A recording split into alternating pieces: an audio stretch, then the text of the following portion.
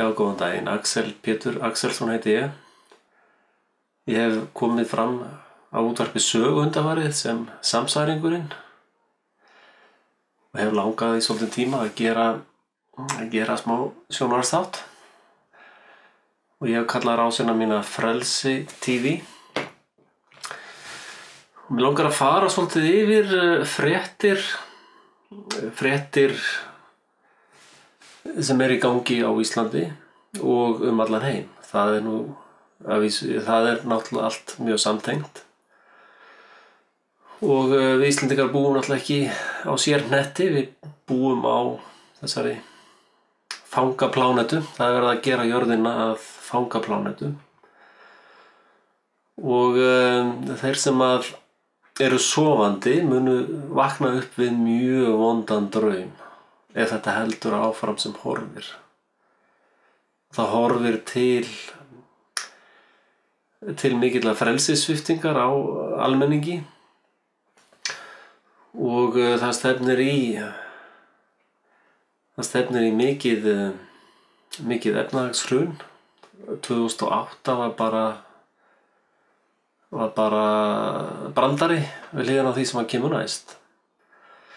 Það eru núna eru þrjár bólur eða bubbles sem eru þrjár bólur í gangi núna. Og það eru peningarnir, það eru gjaldmiðlarnir. Gjaldmiðlar í raun bara klósettpappír með tölum á eins og þeir eru reknir í dag. Það ekkert sem stendur á bak við gjaldmiðlana, það ekkert gull eða engin verðmæti nema manneskjur og land. Þær standa á bak við skuldir ríkis. Þannig að það eru peningabólur sem að springa. Núna prenta Bandaríkjamenn tæpa $1 trilljón á mánuði í klósettpappírspeningum. Og næsta bóla sem alveg að fara að springa, það eru hlutabréf. Það eru ríkisskuldabréf. Ríki mun ekkert geta greitt af sínum skuldum, en þar eru það afleiðu skuldir einhverjar. Og síðan mun þessi afleiðu bóla springa líka. Og ef þetta gerist allt saman þrennt á sama tíma, þá það svaka sprengja. Og eins og vitringarnir segja, þá þetta þekkt í mannkynssögunni. Þetta gerist aftur og aftur og aftur í mannkynssögunni. Það fyrst currency war, eða gjaldmiðlastríð sem byrjar. Menn reyna að lækka sína gjaldmiðla til þess að styrkja útflutningin sinn. Síðan kemur viðskiptastríð í framhaldi af lækkun gjaldmiðla, og þá byrja menn með alls konar monkey business í viðskiptum. Og síðan kemur bara stríð, hreint stríð. Og næsta stríð verður kjarnorkustyrjöld. Þannig að það verður svaka stríð. Reyndar menn að tala friðartíman eftir, mikla friðartíma eftir seinni heimsstyrjöldina. Það hefur bara aldrei verið friður frá seinni heimsstyrjöldinni. Það búið að vera stríð og í dag eru 4, 5, 6 stríð í gangi í heiminum.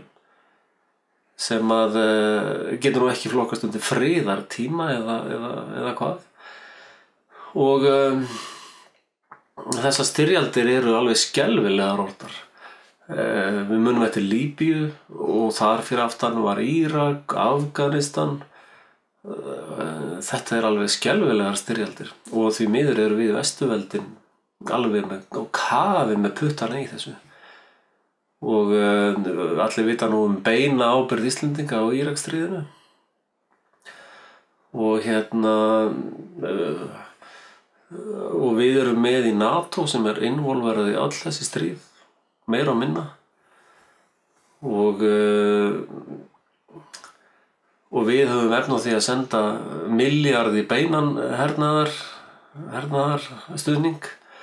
Og síðan eru einhverju fleiri aðrir milljarðar sem eru eyrnamerktir sem þróunaraðstoð, sem í raun stríðspenningar líka. Og Þannig að ástandið í heiminum mjög alvarlegt. Það mjög mikil læti framundan í heiminum. Og eru mikil læti bara í dag. Það mannréttindabrot daglegt brauð. Amerikanar frelsishetjurnar miklu eru bara daglega í mannréttindabrotum. NATO stundar þetta. Og svo mætti lengi telja. Nú, ef við snúum okkur til Íslands og hvað í gangi á Íslandi, þá nú að koma kosningar sem væntanlega jákvætt.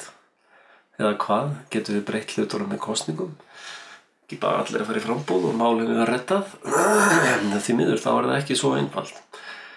Það þannig að það búið að setja Ísland í svo miklar skuldir og í svo mikil vandræði að það mun aldrei vera hægt að komast út úr því.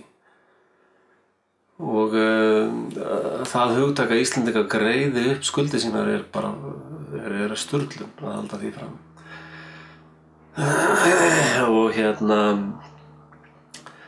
Ísland reyndar nýtur ágæts skjóls af Skandinavíu. Lönd í Skandinavíu ennþá tiltölulega sterk, sérstaklega Noregur náttúrulega. Þannig að Ísland nýtur góðs af því. En á Ísland stunduð skipulögð glæpastarfsemi og hún endurspeglast mest til almennings í formi gengistryggðra lána og verðtryggðra lánaforma. Þetta afleiðuviðskipti og þetta bara eins og að segja að ef þú ætlar að kaupa þér íbúð eða húsnæði til að búa í, að þá bara þarftu að fara til Las Vegas til þess að fá lán í spilavíti. Og það alveg fullt af postulum á Íslandi sem að segja þetta sé bara allt í lagi og ef þú hætta þessari skipulögðu glæpastarfsemi, hver á þá að borga? Veitu, hvað meinarðu? Þetta tekur ekki nokkru tali. Það alltaf þannig að verðtryggingin þjófnaður. Það álag ef þú skuldar 100 krónur í húsinu þínu. Þá kemur verðtryggingakrafa upp á 300 krónur í viðbót. Svo segir almenningur, nei, við ætlum ekki að borga þessa 300 krónur því það glæpsamlegt athæfi. Og þá segja glæpamennirnir, já, hver ætlar þá að borga þessa 300 krónur? Þetta bara eins og ég segi við einhvern veginn, já, heyrðu, sjáu þennan mann þarna, ég ætla að ræna hann 300 krónur. Svo kemur lögreglan og stoppar mig. Og þá segir ég, hver ætlar að borga mér þessa 300 krónur sem ég ætla að ræna þessum manni? Og þetta menn þetta kerfi sem menn alltaf passa upp á. Þeir telja sig vera trúverðuga að geta haldið þessari vitleysu úti og í raun ætti þessi glæp og athugið það til þess að þessi glæpur geti gengið í þjóðfélagi eins og Íslandi, þá þarf allt kerfið sem við köllum að vera með. Það sem sagt dómararnir, það lögfræði blóðsugunar allar, þær svona meira og minna með í þessu plotti. Bankarnir náttúrulega alveg prima dómus í þessu. Alþingismennirnir, embættismennirnir, eftirlitsstofnanirnar og háskólasamfélagi. Þetta helstu deildir þeirra mafíu sem hrjáir Íslandi í dag.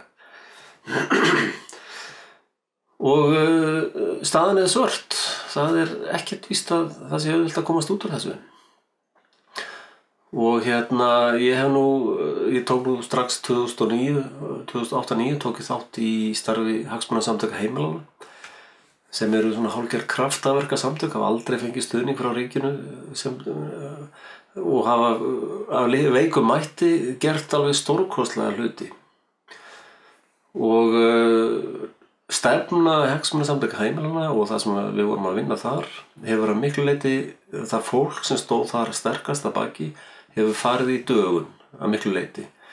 Reyndar ég ekki alveg sammála dögun að öllu leyti. Ég ekki sammála Evrópudaðri hjá þeim. Ég ekki sammála trúleysis. Þau hafa mikla andúð margir þar inni á kristinni trú og fleiri slíku. Það ég algjörlega á móti. En hins vegar þeir mjög taktfastir og trúverðugir í efnahags og af glæpunar málum að taka verðtryggingu og gengistryggingu út og passa það að heimili landsins geti lifað af.